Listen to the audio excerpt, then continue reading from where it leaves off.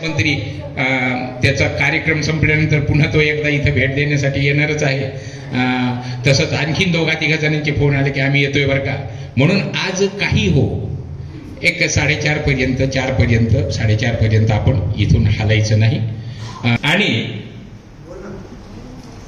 त्यांनाही माझा परिचय व्हावा। मी दिवाकर जोशी आहे, मधुकरराव आणि सुधाकरराव जोशी जे इथं आणि 1980 बॅचचा आहे। आणि ह्या सर्वांनी मॅडम ह्या सर्वांनी म्हणजे प्रदीप शावकर, बद्री शेठ, त्याच्यानंतर आमचे चंद्रकांतजी वगैरे हे सर्वांनी एक कल्पना काढली आणि म्हणून मग आपण सगळे आम्ही एकत्र आलेलो आहेत। हे सगळे म्हणजे एवढे विद्वत होते आणि सापडलेले नाही, परंतु हे काही गेलेले आम्हाला कळलेलं आहे आणि म्हणून अशा लोकांचं आपल्याला हे करणं सुद्धा आवश्यक आहे। तर तोही कार्यक्रम आपण इथं घेणार आहोत। तत्पूर्वी आपण कुठलं तरी पूजन करायला पाहिजे, परंतु आपण काही फोटोची वगैरे व्यवस्था केलेली नाही। म्हणजे तो काही जी देवता आहे की जी संपूर्ण भारतामध्ये जिचं नाव आहे, त्याच्यासाठी आपण मनातले मनात थोडंसं नमन करूया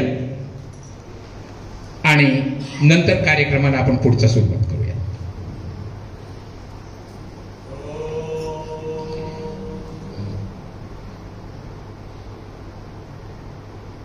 विश्राम पालक मी खूप अभिनंदन करते त्यांचं आणि मला त्यांना सगळ्यांना भेटले याचा मला खूप आनंद झालाय।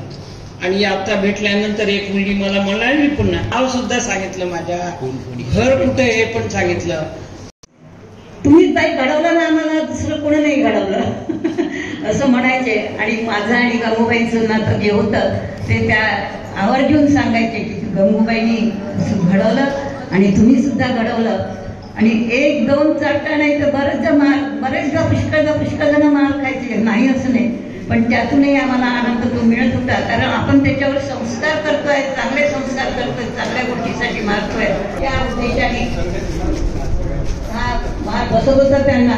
आणि ठाकदायक जी भीती होती ती त्यांच्या मनामध्ये आमच्याबद्दल होती अशी अपेक्षा आम्ही करतो।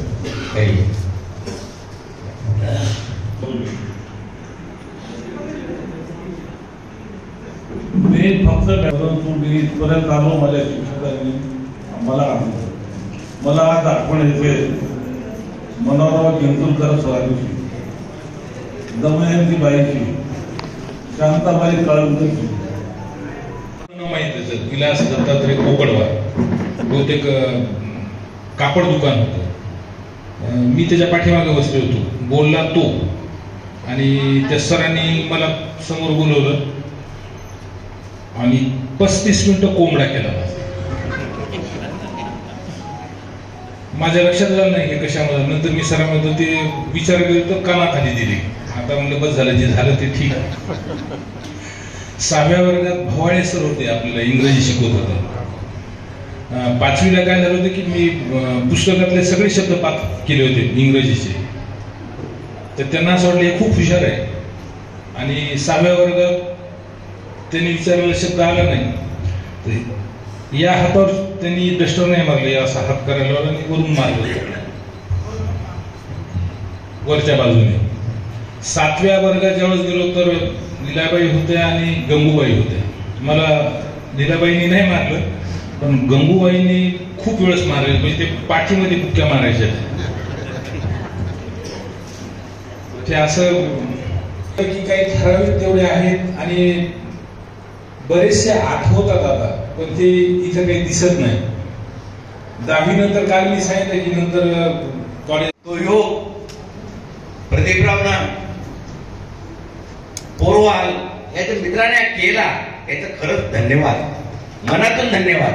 आणि आपण जे गेट टुगेदर मध्ये एकत्र आलो, नक्कीच आपल्या ज्या भावना आहेत, आपण जे काहीतरी आयुष्यभरामध्ये काही कामं केलेली आहेत, ते कामाची एक शाबासकी म्हणून माझे दर 3 वर्षाला माझे बदल्या होत होत्या, 10-12 सत्कार होत होते, रिटायर झालो तर 25 सत्कार झाले।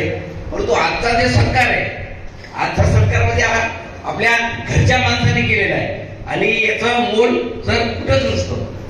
ज्यांच्याकडनं आपण शिकलेलो आहे आणि त्यांना वाटत होतं की आपले हाताखालचे जे विद्यार्थी आहेत हे बऱ्यापैकी मोठे व्हावे आणि ते मोठे सांगण्यासाठी आपण सरांच्या सोबत आज उभं आहोत. सर, तो योग प्रदीपरावना पोरवाल याच्या मित्राने केला, याचं खरंच धन्यवाद, मनातून धन्यवाद.